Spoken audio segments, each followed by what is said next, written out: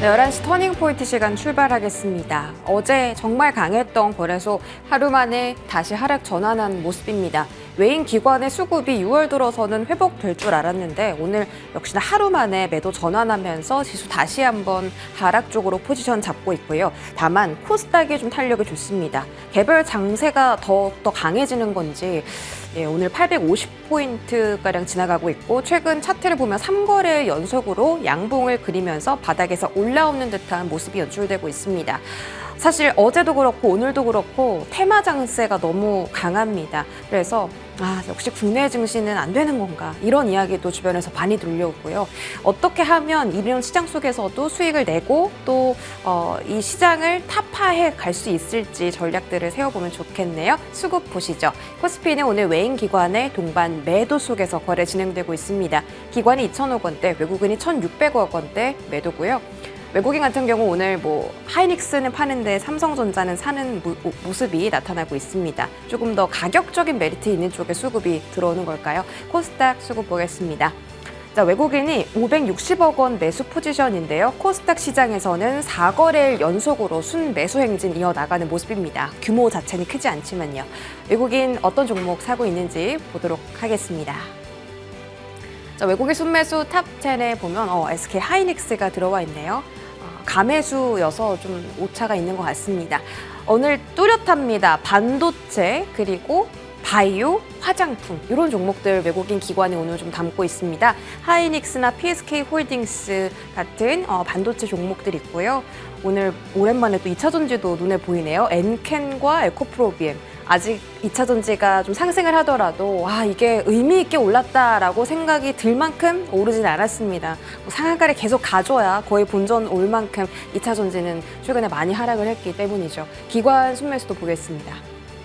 기관 순매수 보시면 다 바이오입니다. 지금 셀트리온, 알테오젠이 1등, 2등 자리를 놓고 있고 알테오젠이 지금 급등하고 있습니다. 거의 10% 정도 급등하면서 이제 다시 한번 신고가를 경신하는 구간에 놓여 있습니다. 저희 이 터닝포인트 탑10 시간에도 알테오젠 괜찮다, 매수하세요 이런 의견들 정말 많이 들었는데 천장이 어딜까지일까요? 다음 시간에 좀 체크 받아보고요. 역시나 2차 전지 종목들 기관도 외인과 함께 담습니다. 에코프로비엠, 포스코홀딩스. 왜 상승하는 건지 잠시 뒤에 좀 여쭤보도록 하겠습니다. 자, 개인들이 관심 있는 종목들 볼게요. 역시나 석유, 가스 쪽이죠. 한국가스공사 어제 상한가 갔고요. 흥구석유 지금 두 자릿대로 이 석유주 중에 좀 가장 탄력이 좋습니다. 한국석유, 포스코 인터내셔널 종합상사주들까지 다 오르고 그다음에 지금 나온 소식인데 그 영국의 노르웨이 유명한 업체랑 지금 시추를 하기로 계약 체결했다고 하고 삼성중공업도 그 사업에 같이 좀 들어간다고 합니다. 과연 이 석유 가스에 대한 관심이 중공업 쪽으로도 좀 퍼질지 체크를 받아봐야겠고요. 자, 시세 한번 보도록 하겠습니다. 정유가스 관련주에서 한국석유 상한가, 흥구석유도 거의 상한가 근접, 이 외에도 정말 많은 종목들이 두 자릿대 상승률을 기록하고 있습니다. 석유, 가스, 철관, 강관 이런 업체들까지 전부 다 좋은 흐름인데 약간 초전도체 때 테마가 생각나기도 합니다. 이게 정말 실체가 있는 이슈인지 본격적으로 체크 받아보겠습니다. 지금 출발하시죠.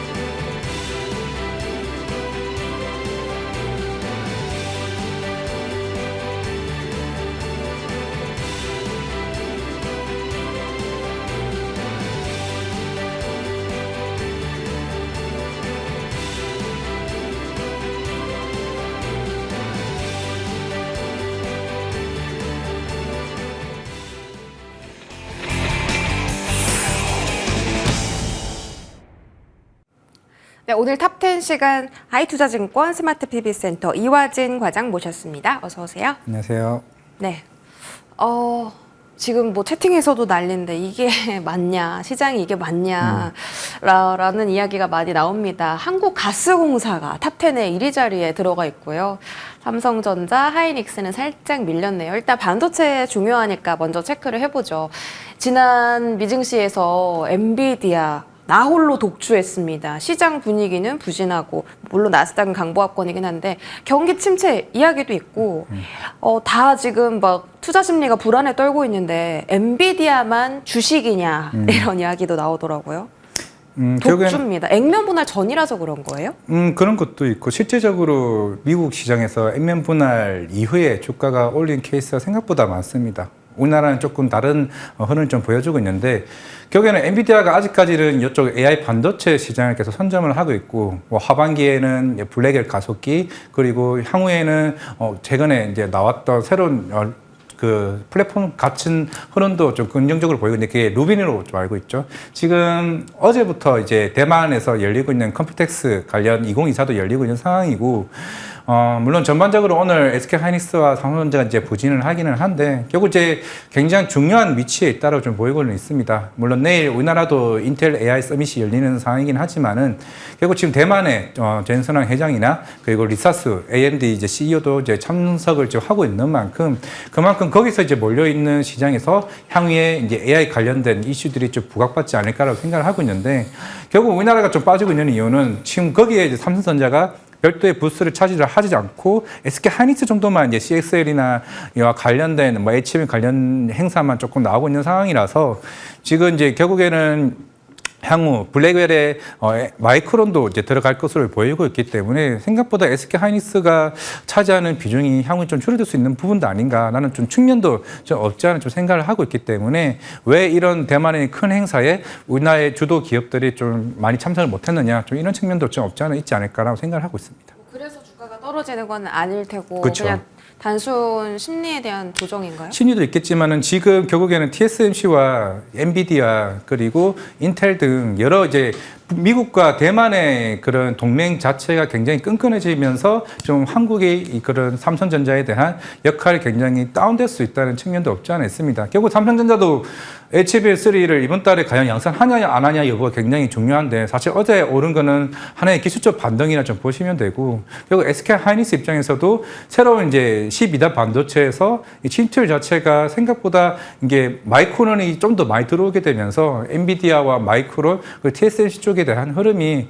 조금 시장에서 그렇게 갈 수도 있다. 심지어 오늘 모건스탠리에서 리포트 나온 게 삼성전자를 관심 종목에서 제외했다고 했습니다. 그 이유가 뚜렷한 새로운 모멘텀이 없기 때문에 당분간 삼성전자는 일단은 나오기 전까지는 제외한다라고 얘기가 나오면서 그런 흐름에서 오늘 조금 주가도 빠지는 흐름이 아닌가 생각을 하고 있습니다. 어제는 외국인이 사더니 오늘 또 하루 만에 매도거든요. 네. 그냥 단기 차이 단기적인 때문에 기술적인 반등이라고 좀 생각을 하고 있고 물론 2분기 실적은 낸드 업황의 흐름도 긍정적으로 좋았었고 최근에 반도체 수출액도 4월달, 5월달, 6월달 이제 좋기는 나왔습니다만은 또 한간에는 이게 하반기에는 이 수출 증가율 자체가 오히려 마이너스로 돌아설 수 있다는 얘기도 하나둘씩 나오고 있기 때문에 생각보다 흑자전에 빨리 나왔지만은 그만큼 정책이 있을 수 있다. 그러면 과연 이런 2분기 실적이 고점으로 어느 정도 흐름이 바스크를 먹을 수 있는 흐름도 나올 수 있다를 좀 생각을 하고 있습니다. 네, 삼성전자 그런 밸류체인 단은 어떻게 대응을 해야 되나요? 힘들죠. 최근에 이오테크리스도 마찬가지고 사이메스도 마찬가지겠지만은 근데 만약에 실제로 HBM3E가 양산이 이번 달에 되면은 전 분위기는 달라질 수 있다라고 보이고는 있습니다. 항상 지금 주변에서도 이게 어떻게 해야 되냐라고 했을 때 사실 지금 굉장히 애매한 포지션을 좀 차지하고 있고 삼성전자가 되냐에 따라서 우리나라 IT 분위기가 좀 달라질 수 있다라고 좀 생각을 하고 있는데 이거는 결국엔 결과가 나와봐야 아는 상황이고 지금 엔비디아 입장에서도 물론 급한 건 사실이지만은 생각보다 마이크론이 수율이 좋네? 그만큼 오히려 마이크론도 전력 소모단에 대한 이게 해결을 충분히 좀 해왔었기 때문에 새로운 대안체가 생겨진다. 물론 삼성전자도 필요하겠죠. 워낙 캐파가 크기 때문에. 그런데 아직까지는 삼성전자의 컬 테스트 여부가 그것까지는 좀 지켜봐야 된다라고 생각하고 있기 때문에 지금은 거의 중립적인 시각으로 좀 외국인이 다가서는 게 아닌가라고 생각하고 있습니다. 이럴 수가. 마이크론의 수율이 좋아져 버리면 삼성전자의 가능성도 떨어지면서 또 하이닉스도 그 자리에 대한 위협을 좀 받겠네요. 이제 많은 분들이 궁금해하시는 게 이수페타시스 한미 반도체의 흐름입니다. 한미 반도체는 어제 많이 급락을 했는데 사실 보니까 한 21선 정도는 지켜주는 움직임. 저가 매수 가능한지 궁금하고 이수페타시스도 지금 계속 한 일주일 넘게 조정이거든요. 네. 역시나 저가 매수 가능할까요? 일단 한미 반도체는 물론 이제 하나 정밀기계 물론 향후에 뭐 SK 하이닉스도 마찬가지였고 저기 어제 각동신 부회장도 이제 듀얼 밴더에 대한 얘기를 계속 꾸준히 해왔습니다. 사실 뭐 대다수의 장비 업체들이 시간이 지나면 지날수록 이런 솔밴드에 대한 흐름보다는 2호나 3호나 갈 가능성이 굉장히 높기 때문에 물론 ASMPT 이제 네덜란드에 있는 업체들 같은 경우도 뭐 TC본드 장비를 만들긴 하겠지만은 물론 하나 정밀기계도 사실 지금 그것도 지금 예전에 소송 이슈도 나왔습니다. 왜냐하면 기존의 한미 반도체 직원이 하나 정밀기계로 가게 되면서 그 기술력 관련된 이슈가 나오긴 했습니다만은 결국 한미 반도체의 TC본드 장비가 예전에 마이크론이 한미 반도체에 쓰면서 전력 소모가 크게 많이 줄어들었고 오히려 이제 관련된 수율 모멘텀도 훨씬 더 좋아졌기 때문에 만약에 물론 이제 이번에 평가단에 이거 시향산 테스트를 해보고 추후에 대규모 발주를 하게 되면은 당연히 한미 반도체는 악재긴 악재죠. 악재긴 맞습니다만은 이제 향후에 좀 밸류는 좀 바뀔 수 있다고 생각을 하고 있습니다. 분명히 독점에서 이제 공급을 하던 가격단에서 2호나 3호나를 하게 되면 당연히 가격은 다운되기 때문에 네. 그에 대한 밸류는 어느 정도 예전 추정치보다는 좀 낮춰야 되는 부분, 눈높이를 낮춰야 되는 측면이 있기는 하겠지만은 하지만은 이제 SK 하이닉스, 삼성전자, 마이크론이 본격적으로 이제 HLB 성장하는 단계는 아직 있다라고 생각을 하고 있기 때문에 물론 지금 가격단에서 뭐 14만 원, 14만 원대에서 조금 저가 매수형으로 조금씩 분할을 하는 거는 뭐 괜찮다라고 생각을 하고 있지만은 예전만큼 이제 저도 뭐 지난주 얘기했지만은 20만 원, 25만 원대까지 가파르게 올라갈 지금 케이스는 지금 아닌 상황은 좀 맞다라고 생각을 하고 있습니다. 굉장히 흥미로운 게 어제 이제 출연자분은 한미 반도체가 그래도 압도적으로 이 시장에서 점유율을 차지할 거다. 왜냐면 3사에서 다 납품하니까. 그리고 한화 에어로스페이스는 올라간 게 과도하다고 평가하셨는데 이화진 과장님은 이게 가격 경쟁이 좀 나타나면서 한미 반도체 20만 원까지는 못 갈 것 같다. 그렇죠. 이렇게 말씀을 해주시네요. 추가적으로 얘기하자면은 네. 삼성전자가 들어와야 사실 저는 20만 원 갈 수 있다고 생각을 하고 있는데 어제 또 추가적으로 나온 게 세메스. 사실 세메스는 거의 삼성전자양이 거의 자주 이제 출연하는 장비 회사인데 이 회사가 이제 TC본드 장비를 양산한다는 얘기가 나왔습니다. 그러면 삼성전자가 기존의 NUF 방식으로 안 하고 NCF로 그럼 계속 추진한다라고 가정을 했을 때 그러면 세메스가 새로운 대안체가 된다라고 하게 되면은 사실 그럼 한미 반도체는 삼성향보다는 SK 하이닉스 쪽에 좀 비중을 좀 실 수가 있다라고 하게 되면은 조금은 우리가 예상했던 수정치보다는 눈높이를 낮출 수 있지 않을까 좀 개인적으로 생각하고 있습니다. 알겠습니다. 그럼 뭐 한화 에어로스페이스는요? 근데 이게 하나 에어로스페이스를 하나 정밀기계를 얘기를 하고 있는데 이거는 인적 분할이 4월 달에 하고 이제 추후에 이제 그 날짜가 정확하게 명시가 되겠지만은 하나 에어로스페이스에 대한 뭐 기대치는 조금 나중에는 이게 어차피 인적 분할을 해서 하나 정밀기계는 나갈 거고 하나 에어로스페이스는 방산 쪽을 집중한다라고 그때 이제 1분기 끝나고 콘콜에서도 얘기를 해왔었기 때문에 아마 그건 하나 에어로스페이스의 영향은 조금은 줄어들 가능성이 크다라고 생각하고 있습니다. 주가는 약간 탄력이 둔화될 거다. 네. 다음 주 월요일 날 애플의 그 개발자 컨퍼런스가 있거든요. 그 기점에서 우리가 얻을 게 뭔지 그리고 그 기점 안에 이제 주가가 오를지 떨어질지 궁금하거든요.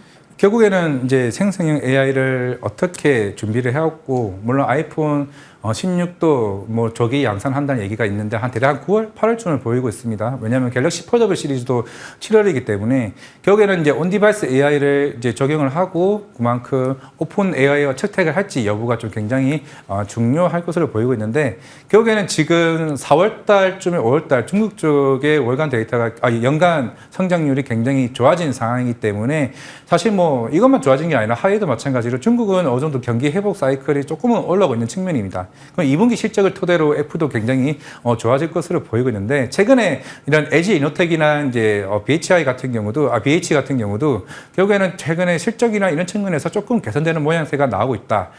갤럭시 S24가 온디바이스 AI를 접목시키면서 이제 판매량이 굉장히 높아졌었기 때문에 충분히 아이폰 16도 이제 이런 온디바이스 AI를 돕고 주가가 굉장히 크게 올라갈 가능성이 있는데 아마 이번 WWDC에서 이제 생성형 AI 관련된 얘기를 하지 않을까라고 생각을 하고 있기 때문에 아마 여기서 조금 영향을 받을 회사들이 제주반도체나 인원공업이나 물론 실질적으로 공급을 한다는 건 아니지만은 이런 저전력 반도체에 대한 수요는 크다고 좀 보이고 있기 때문에 이거와 이제 LG 이노텍 이쪽 좀 관심을 갖자 말씀드리겠습니다. 네, LG 이노텍과 부품주 보자. 자, 이제 거래대금 많은 이제 석유 가스 쪽 넘어가 보겠습니다. 한국가스공사, 흥구석유 이렇게 있는데 사실 어제 상한가 간 종목들이 6가지가 넘고 오늘 한국석유 같은 경우도 뭐 갭상승 출발하면서 거의 상한가까지 갔습니다. 이제 단도직입적으로 여쭤볼게요. 실체가 있는 이야기입니까? 실체는 일단은 뭐 있다라고 좀 생각을 하고 있는데 어떻게 보면 대통령 산업부 장관이 얘기하는데 설마 이제 조금 진실 여부도 물론 이제는 20% 이상 확률이 있다고는 하고 있지만은 올해 뭐 연말에 탐사가 들어가고 시추가 한 2, 3년 뒤에 시작이 되고 결국 35년쯤에 매출로 이제 인식이 된다라고 하게 되면은 저는 참 어제 이 얘기 딱 듣는 순간 무슨 생각이 들었냐면은 네. 주가적인 측면입니다. 이게 실제 여부보다는 네. 작년에 7월 달에 초전도체 얘기 나왔을 때 그 느낌이 저도 너무 딱 그 비슷하네요. 생각했어요. 초전도체가 딱 그 느낌. 생각났어요. 그러니까 맞아요. 매출이 얼마 일어날지 사실 물론 140억 배럴 나오고 뭐 천연가스 있기 때문에 어느 정도 밸류 예상치는 나올 수는 있겠죠. 물론 이제 거기에 따라 이제 나왔지만 사실 초전도체가 날아갔던 거는 미래에 대한 불확실성입니다. 왜냐하면 우리가 초전도체가 실제가 되면은 끼는 산업과 실제적으로 밸류가 얼마만큼 끼치는지 아무도 모르기 때문에 주가가 계속 고공행진을 해왔는데 물론 이제 한국가스공사 같은 경우 굉장히 수혜죠. 왜냐하면은 그 매장량 자체가 정부의 기속으로 되는 거기 때문에 한국가스공사 쪽으로 당연히 이쪽의 물량을 가져갈 수밖에 없습니다. 물론 오늘 관련해서 SK 이노베이션은 영향이 없다라고 얘기를 했던 측면도 있겠지만 결국에 이게 진실된다라고 했을 때 한국가스공사가 향후에 그 140억 배럴에 대한 이제 천연가스나 이런 이슈를 이제 실제로 매출 받는다고 했을 때는 결국에는 전 주가는 더 간다는 거죠. 물론 아까 앵커님께서 얘기했던 것처럼 진실이냐 아니냐는 중요하지 않습니다. 중요하지 실제 않다. 그건 테마 중에서는 그건 나중에 가서 이거 하는 거지. 지금 여기서 누가 답을 해가지고 이건 가짜입니다, 진짜입니다. 이거 답을 안 나온 상황입니다. 그거는 향후에 탐사를 한 이유이기 때문에 주가는 충분히 초전도체처럼 계속 갈 수 있는 그러니까요. 모멘텀을 좀 가질 수 있다고 그래서 생각하고 있어요. 저도 이제 여쭤보려고 했던 게 기간적인 부분인데 초전도체도 처음에 떴을 때는 하루 이틀 급등하고 말겠지 했거든요. 근데 그게 몇 달 갔습니다. 이 테마도 그 정도 끌고 갈 수 있을 거라 보세요? 그렇죠. 초전도체는 그 권영환 교수가 기자회견이 될 때가 고점이었거든요. 네. 그 답이 나올 때까지 불확실성 올라갔고 이제 이거는 어떻게 보면은 사실 정부가 이제 얘기를 하고 있고 그만큼 어느 정도 절반 이상은 진실이라는 가정하에 접근을 해야 된다라고 좀 생각을 하고 있습니다. 실제로 아까 영국에서도 했지만 최근에 호주 쪽에서도 이미 5월 달에 관련 시추선 관련된 용적 계약을 한 회사가 있다라고 얘기가 어제도 나왔었기 때문에 그럼 실제적으로 이게 탐사가 나오고 이게 진짜다라고 가정했을 때는 미리 35년의 밸류를 미리 땡기다고 가정했을 때는 35년. 물론 우리보다 한 10년 정도 뒤겠죠. 10년 뒤에 밸류를 땡긴다. 뭐 어차피 원전도 15년 뒤에 밸류를 땡겨오는 거기 때문에 예. 그러면 그런 측면에서는 당연히 한국가스공사나 이와 관련된 업체들을 충분히 수혜를 받을 수 있다라고 좀 생각을 하고 있습니다. 이게 약간 이슈에 되게 뜨겁게 반응하는 테마이기 때문에 만약에 뭐 매크로적으로 뭐 금리가 떨어져서 뭐 반도체 같은 성장주가 주목을 받는다. 그러면 또 수급 뺏기고 떨어질 가능성도 있을까요? 일단 충분히 그럴 수는 있다라고 생각을 하고 있지만은 계속 제가 갈 봤을 것 때는 같아요. 이게 조금 무서울 수 있는 게 네. 이게 한두 종목이 아니잖아요. 초전도체는 10종목 이 정도 있었지만은 거의 네. 여러 반도체나 다른 수급을 충분히 이쪽으로 가져갈 가능성이 저는 있다라고 생각하고 있습니다. 그 단독 기사긴 한데 노르웨이의 시드릴이 이 영일 만에 시추 작업을 진행하겠다. 거기에 건조선은 삼성중공업이다. 이런 기사가 오전에 떴는데 이 가스, 정유, 뭐 강관업체, 뭐 모듈러 주택까지 다 오르고 있는 상황에서 조선업체가 주목받을 가능성도 있을까요? 그렇죠. 조선업종도 충분히 가능성이 굉장히 크기 때문에 이런 플랜트 사업에 대한 영위권이 굉장히 빨리 가져갈 수 있는 상황이기 때문에 굳이 이거를 중국이나 아니면 일본 업체 줄 가능성이 적죠. 오히려 국내에 맡길 가능성이 굉장히 크기 때문에 이제 플랜트 업체 쪽으로는 삼성중공업 그리고 현대중공업 쪽으로 갈 가능성이 충분히 있다고 생각하고 있습니다. 오늘도 삼성, 아침에 네. 리포트 조선업종에 대해서 모건스탠리였나요? 오버웨이트 이제 그 비중 확대 의견이 좀 나왔던 만큼 아마 이와 관련된 이슈로 좀 봐야 되지 않나 생각합니다. 아직 주가 반응은 없는데 아마 이번 주에 한번 좀 움직이는지 보도록 하겠습니다. 지금 사실 근데 이쪽 테마가 너무 가파르게 급등하고 막 이제 좀 무섭잖아요. 네. 그래도 돈이 있다면 이 종목은 사겠다 이런 것도 있을까요? 이 테마 안에서. 저는 그냥 한국가스공사를 보는 게 낫다. 그러니까 1등? 작년 초전도체의 신선 델타테크 같은 우리 느낌이. 피디님이 그러시는데 너무 많이 올랐다고요? 물론 어제 30% 올랐고 아까 20% 올랐죠. 충분히 그것보다는 좀 나아질 수 있다라고 좀 보여주고 있기 때문에 거기에는 밸류를 얼마 잡느냐. 물론 지금 천연가스 이슈 밸류 차이, 이 코로나 네. 때문에 많기는 했지만은 이게 결국에는 진짜로 가정했을 때는 한국가스공사에 대한 수혜는 더 크다라고 보고 있습니다. 근데 테마라고 본다고 하면 조심스럽죠. 물론 너무 급하게 따라가지 마시고 분명히 기회는 있고 이 여러 세 달, 네 달 갈 기간에 충분히 매수 기회는 줍니다. 이건 초전도태도 그랬기 때문에 시총 너무 안 많아요? 물론 많긴 하죠. 지금 또 MSCI 이슈도 있습니다. 왜냐하면 지금 4조 5천억 정도 되는데 일반적으로 5조 이상이 되게 되면은 지금 8월달 MSCI 편입 이슈도 있기 때문에 그런 수급적인 요소도 충분하다 말씀드리겠습니다. 알겠습니다. 자, 석유 이야기 여기서 마무리하고 저희 2차 전지 오늘 에코프로 형제도 그렇고 엔캠도 그렇고 다 오르거든요. 시총이 큰 종목들이 상승하다 보니까 오늘 코스닥이 좀 탄력 받는 것 같습니다. 궁금합니다. 왜 오르나요? 제가 최근에 첨보라는 회사를 탐방을 다녔었는데 네. 이 회사 최근에요? 네, 최근에 일주일도 안 됐습니다. 이 결국에는 1월달, 2월달 가동률이 굉장히 안 좋았었는데 3, 4월 달부터 가동률이 2배 이상 올랐다고 지금 얘기를 하고 있고 최근에 뭐 5월 달 데이터도 나왔습니다만 현대차 판매 나왔었죠. 아이오닉이 북미 시장에서 거의 2배 이상 성장을 했습니다. 물론 이제 중국 전기차 시장이 저가 공세로 워낙 이제 시장을 선도를 하고 있고 사실 테슬라 입장에서도 이제 저가 공세 난 못 이기겠다. 그냥 우리는 FSD로 가겠다. 얘기를 한 만큼 결국은 이제는 현대차 그룹이 굉장히 좋아지는 위치가 뭐냐면은 중국이 이미 침투하지 못한 국가들에서 현대차 그룹이 굉장히 빠르게 이쪽 시장을 먹을 가능성이 높다고 보이고 있습니다. 그러면은 우리나라 2차 전지, 뭐 배터리 아니면은 소재 업체들 같은 경우도 충분히 모멘텀이 나올 수는 있는데 대신에 이제 가격 우리가 예전에 작년에 나왔던 밸류는 버리시고 어차피 마진 자체는 줄어들 수밖에 없습니다. 전기차 자체 가격이 다운되기 때문에 배터리, 양극재 마진 자체가 줄어드는 건 맞는 상황이기 때문에 결국에는 업황 자체는 물론 하반기나 내년 상반기가 좀 되지 않을까 생각을 하고는 있지만은 워낙 주가가 좀 많이 빠졌던 측면이 있던 만큼 결국에 2분기부터는 실제로 1분기 LG 에너지솔루션 실적보다는 2분기가 어느 정도 많이 좀 개선되기 때문에 그런 측면에서 조금 반등이 나오는 자리가 아닌가 생각을 하고 있습니다. 여기 나온 가동률 뚝이랑은 반대로 직접 방문해 보셨더니 두세 배가 좀 올랐다. 그건 이제 소재 업체이긴 한데 소재 업체라서. 최근에 테슬라나 네. 포드 쪽에서도 굉장히 관심을 많이 가지고 있다. 어쨌든 업황 회복 시기가 자꾸만 늦춰지잖아요. 근데 오늘 또 뭐 오른 이유를 설명해 주시긴 했는데 사실 막 그렇게 납득은 안 가요. 그냥 저가 매수일까요? 그냥 지금은 반짝 사실 반등? 저가 매수 측면이 있죠. 주가가 빠르게 올라오려면은 월간 데이터나 아니면 이 분기 데이터가 생각보다 크게 개선되는 측면이 나와줘야 분위기가 달라지는 거라서 사실 제가 아까 뭐 가동률 얘기는 했지만은 그건 아직까지는 이제 만들어가는 과정이고 워낙 시장이 안 좋으니까 우리가 나중에 좋아졌을 때 이제 준비하는 전 과정이라 좀 생각을 하고 있습니다. 결국에는 하반기냐 내년 상반기냐 그 차이가 아니라 생각을 하고 하반기, 있습니다. 내년 상반기. 먼데. 개인 투자자분들이 진짜 많이 들고 계시잖아요. 혹시 어떤 사인이 딱 와야 이제는 진짜 반등이다, 매수 사인이다 이렇게 판단할 수 있을까요? 그냥 글로벌 전기차 시장의 흐름이겠죠. 북미 쪽은 좋기는 하지만은 아까 여기 또 나왔던 유럽이 안 좋아요. 유럽이 안 좋아요. 네. 북미는 이제 올라가는 단계고 결국엔 글로벌 시장 자체가 아직까지는 정체기에 있는 상황이기 때문에 결국 북미 쪽은 타겟은 괜찮을지 모르겠지만은 시장 자체가 아직까지는 특히 유럽 그 유가 가격도 떨어지기 때문에 굳이 전기차에 대한 수요가 생길 수 있을까? 이런 그럼 부분도 있는 아직 거죠. 매수는 아니다. 아직 매수는 아니다. 그럼 오늘은 잠깐 반등이다. 잠깐 반등이다. 알겠습니다. 조금 속상한 이야기긴 하지만 2차 전지 이야기 좀 다뤄봤고요. 지금까지 하이투자증권 스마트 PB센터 이화진 과장과 함께했습니다. 고맙습니다. 네, 감사합니다.